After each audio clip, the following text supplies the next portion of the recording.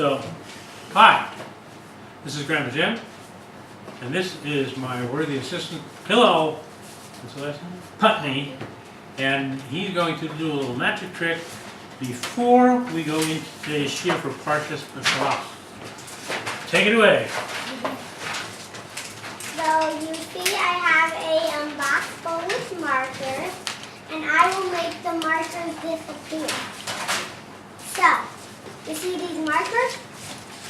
I'll put it into the box, and then there will be no markers. Ta-da! Astounding! Okay, this week's parashah. Thank you, Hillel. You can go back to your cave. This week's parashah is Beshalach, and we'll have the last three plagues, and then we move into Kriyas Yam Suf. And something I've always wondered is what happens each day of the 7 days of yetzias mitzraim. We know that one day they left mitzraim, and we know that at the end they went through the Yam Suf and the mitzraim died. But what happened in between? So here we have the whole story for you, everything you ever wanted to know about yetzias mitzraim. First, on the 10th of Nisan, every family had to take themselves a little lamb. You know that song. Shlomi had a little lamb, little lamb, little lamb. At first his name was Little Lamb, but in the end his name was Stew. Stew, get it? Lamb stew. And then they had to tie it to the bed and keep it there for 4 days. That's the 11th, 12th, 13th. On the 14th, everything is getting ready for yetzias mitzraim, for the Pesach, and for yetzias mitzraim. First of all, you've got to clean out the chametz. Has anybody here ever cleaned out chametz? Of course you have. And then, the men haven't had bris milah, so they had bris milah just before Pesach started.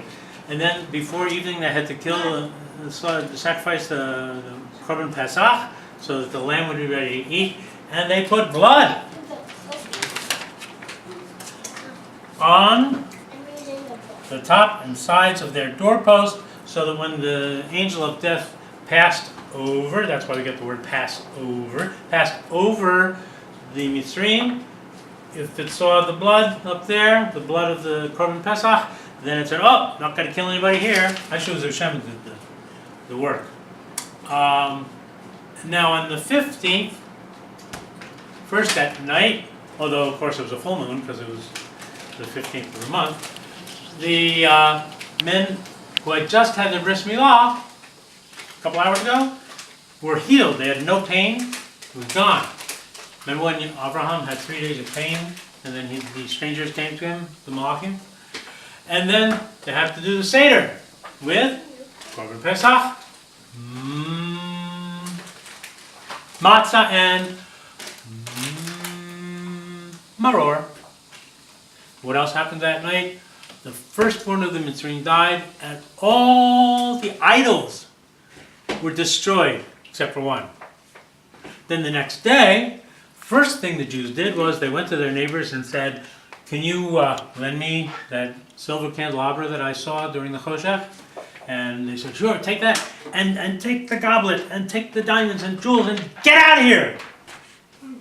And then the Jews all gathered together. All the Jews throughout, most of them were in Goshen, but some of them were other places. They all gathered in Ramses, and they traveled to Sukkot, and that was the end of the 15th, the big day of Pesach. On the 16th, they traveled to a little place called Eitam. I don't remember what it was. The 17th was Shabbos Kodesh. The 18th, they went further east to Pihachiros, and they were pretty much done with their traveling. They were close to the Yam Suf. On the 19th, Paro pondered, on the one hand, I really feel bad now that I let those Jews go because they're supposed to work on it. And their whole world is laughing. Slaves left the country and we couldn't stop them. And they took all our wealth without firing a shot. We'll be the laughing stock of the whole world. Can't let this happen. But wait a minute. Every time I've gone against Hashem, terrible things have happened. I mean, look at Mitzrayim. There isn't a leaf left standing. What are we going to do? So, Hashem hardened his heart again. And he said, I know what? I'll go catch those Jews and bring them back. So on the 20th of Nisan, Paro ran against the Jews. The Jews came up to the edge of Yam Suf, and they were crying because they're scared because the mitzraim are going to come and hurt us. And Moshe spoke to them and said, have faith in Hashem. He will fight for you. And then they were happy. And then on the 21st, early in the morning, even before morning started, at the end of the night, the Jews started going through, and Moshe raised his hands, and the Yam Suf split. Oh, I got a picture for that. Colored also by Hillel. Moshe raised his hands, and the sea split, the Midrash says, into 12 different tunnels for each of the Shvatim. And the Jews all went through, and then this was the whole point of this whole trick for Paro. They're stuck in the land, they're wandering around, they can't get out. I'll go get them, and he runs into the Yam Suf, and all of his soldiers died. Up and down and up and down in the water. And some say that Paro lived through this and became Melch Nineveh later on to deal with Yonah, and others say no. But the Jews walked through and went off into the Midbar to live happily ever. Well, they had a few troubles, but we'll talk about them in time to come. And now we have our closing magic trick by Miss Eliza. What's your last name? Putney. Okay. So, all set.